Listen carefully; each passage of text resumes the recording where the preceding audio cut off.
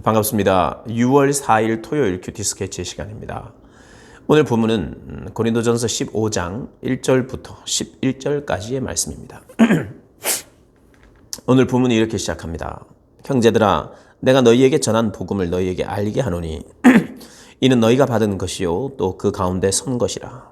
너희가 만일 내가 전한 그 말을 굳게 지키고 헛되이 믿지 아니하였으면 그로 말미암아 구원을 받으리라. 오늘 본문은 사도 바울이 복음에 대해서 설명하는 내용입니다. 고린도 교회에 여러 가지 분쟁, 문제, 아픔들이 있었는데 그것에 대해서 이야기하고 나서 15장에서는 부활의 복음, 복음의 핵심을 또 소개하고 있습니다. 사도 바울이 이렇게 소개합니다. 1절, 2절을 보면 너희에게 전한 복음, 그것은 너희에게 받은 것이고 너희가 받은 것이고 또 너희가 그 가운데 선 것이다. 그리고 너희가 그 복음을 굳게 지키고 헛되이 믿지 아니함으로 말미암아 구원을 받는다라고 이야기를 합니다. 바울이 전한 복음은 무엇일까요? 그가 깨달은 복음을 말하는 거죠. 예전에는 예수님이 메시아인 줄 몰랐죠. 구원주인 줄 몰랐습니다. 그래서 예수님을 믿는 자들을 핍박했잖아요. 스데반을 죽이는 자리에 함께 있었고 열심으로 예수님을 믿는 자들을 핍박했던 사람입니다. 복음을 몰랐기 때문이에요. 그러나 다메섹 도상에서 예수 믿는 자들, 그리스도인들을 붙잡으려고 가던 그 길에서 예수님을 만납니다. 하늘에서 음성이 들려오지요. 왜 나를 핍박하느냐? 나는 네가 핍박하는 예수라. 이렇게 이야기하면서 그가 예수님이 어떤 분인지를 알게 되고 만나게 되고 깨닫게 됩니다. 그리고 한 3년여 동안 그러나 아마 하나님의 말씀을 묵상하고 또 그 말씀의 은혜를 더 받았던 것 같아요. 그리고 나서 이제 복음을 전하는데 내가 받은 복음이 있죠.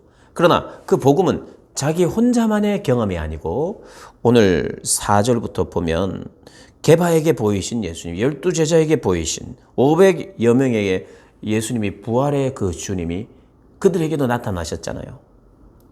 그랬던 것처럼 만삭되지 못한 자기에게도 나중에 나타나셨다는 거예요.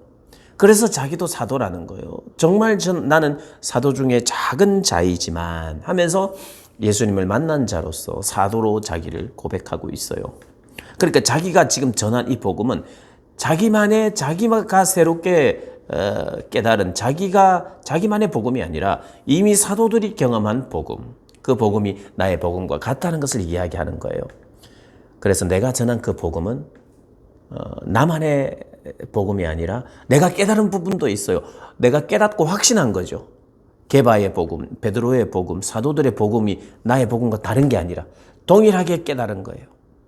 물론 깨닫는 방식은 다를 수 있어요. 그러나 깨닫는 내용은 같지요. 내가 전한 것은 바로 하나님의 교회가 사도들의 공통된 고백이 담겨있는 복음이다. 그 복음 위에 너희들이 섰고 그리고 너희가 헛되이 믿지 않고 굳게 이것을 지켜야 한다. 너희가 지키고 헛되이 믿지 않는다면 너희는 구원을 얻을 것이다. 그러나 하나님의 이 말씀을 굳게 지키지 않는다면, 그것을 붙들지 않는다면 너희들은 헛되게 믿는 것과 마찬가지라는 거예요. 이 복음의 진수, 이것을 모르면 안 되고 그것을 굳게 붙들고 믿어야 되는 거예요. 그 복음이 무엇이냐? 오늘 보니까 3절에 내가 받은 것을 먼저 너희에게 전하였노니 이는 성경대로 그리스도께서 우리 죄를 위하여 죽으시고 십자가의 죽음을 먼저 이야기합니다. 그리고 나서 4절부터 8절까지 부활에 대해서 이야기를 해요.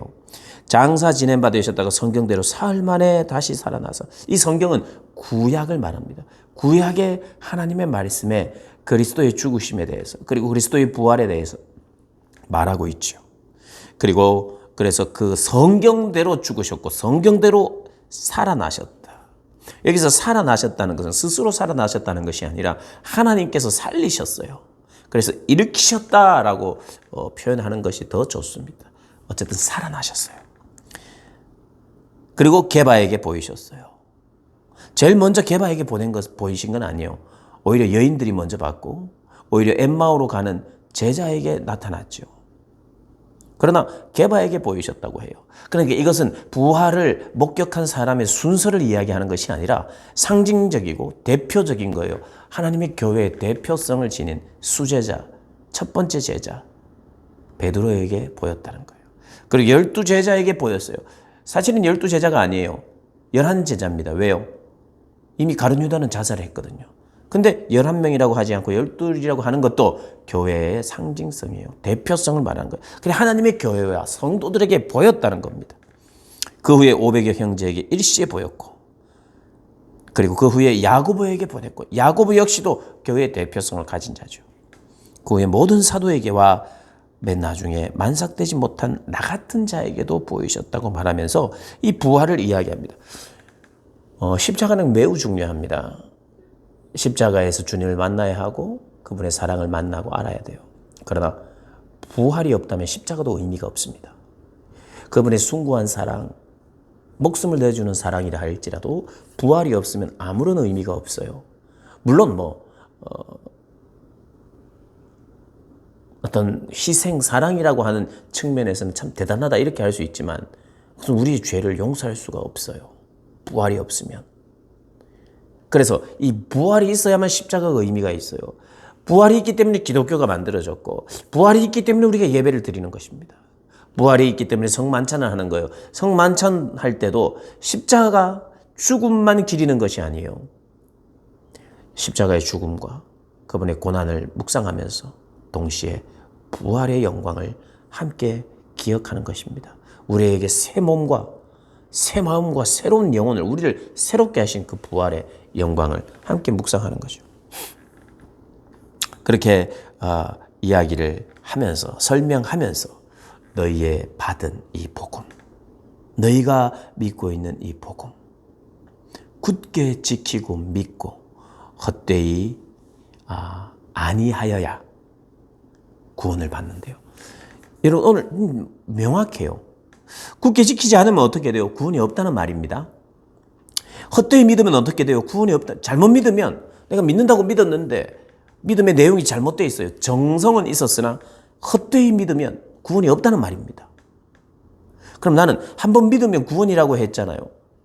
그건 성경이 말하고 있는 어떤 교리, 우리의 믿음이 우리의 것이 아니기 때문에 하나님 주신 선물이고, 그리고 나의 공로로